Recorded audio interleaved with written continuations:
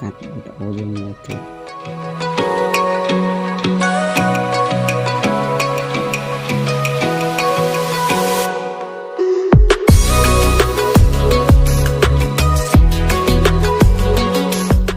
chơi cắt tầm năng cho tổng mới chúng sẽ là cho chụp lên nữa một chụp trái bay lên nó chụp clip tiếp player cho from nó hay rồi rồi đó là một đại lượng chụp bay mình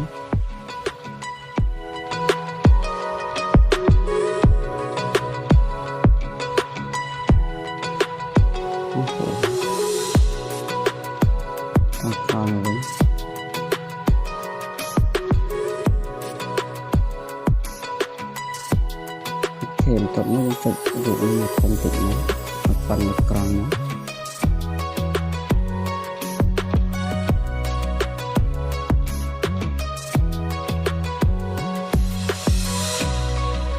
tổng mới đi cho một chụp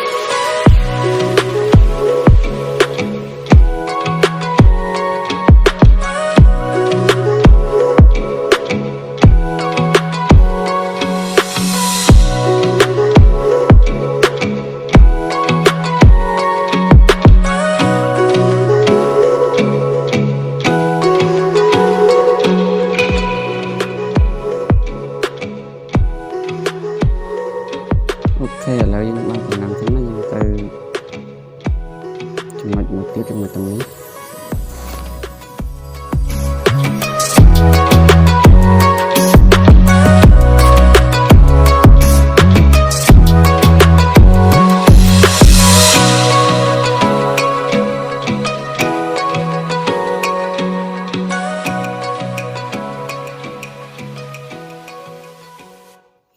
thế tầm nắng là chúng ta ép vô video dưỡng từ video lớn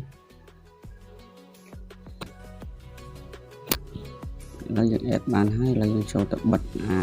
không ai về này nó chọn một cho stream một tí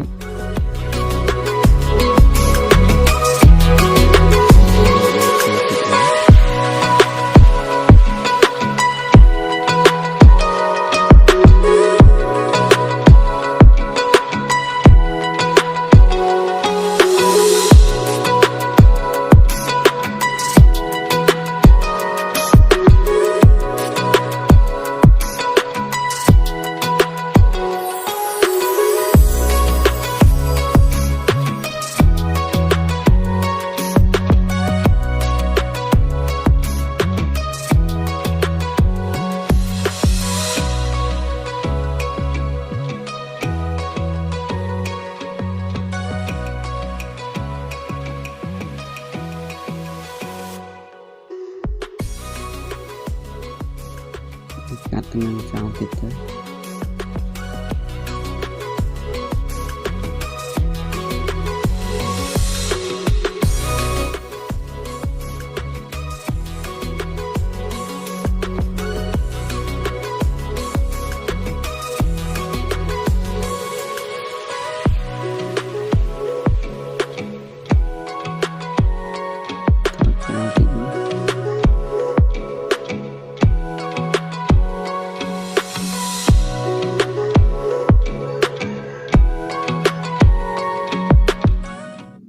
ok là dân tha dân xung lại cho phần nắng dân sẽ đây thì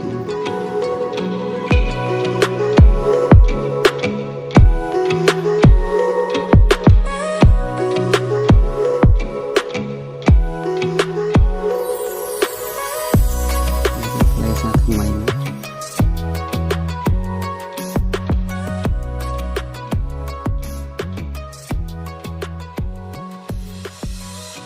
ok là dân tha cho phần nắng là đây chặt đàm thôi vía oi này thôi vì oi là lương với rốt tam riêng đa dưới tôi chọn lớp lương là nó chọn lương là vậy không sao nữa nó dừng rồi một chân của nhà lịch bộ nữa bóng là chọn lương rồi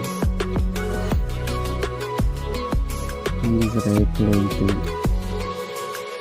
không mới dừng rồi thì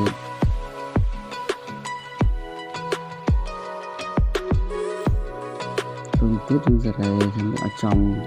như đúng như chân của nhà lịch bộ là hai giờ này lương ở trong riêng là hồ đấy.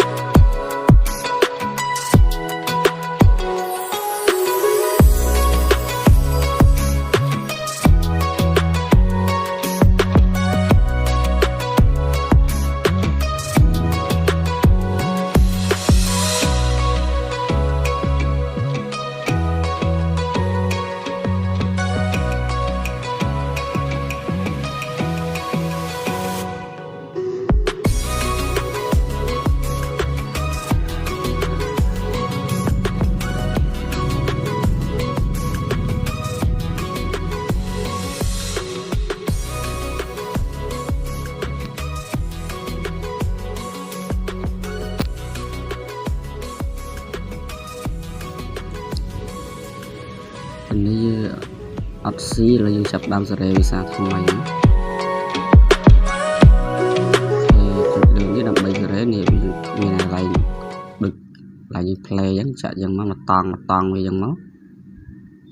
bây giờ nào ở tận nó như cài tịch tới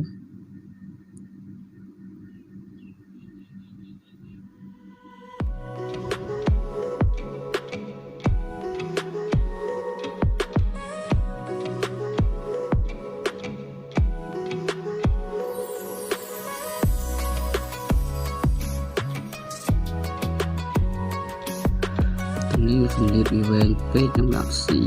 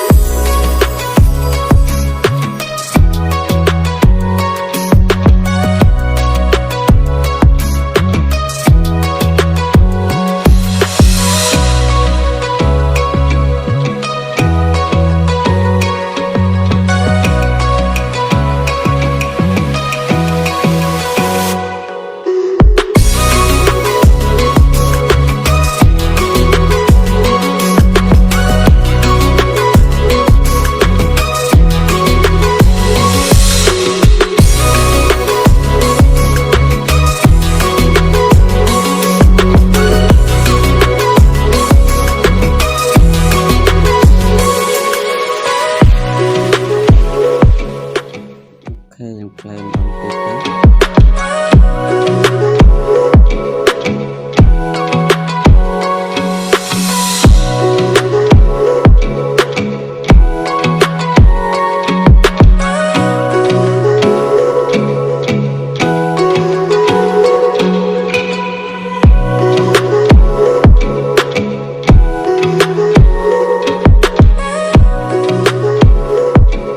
អូខេឥឡូវយើងបានកែហើយឥឡូវយើងសម្រាប់ថា save តែម្ដង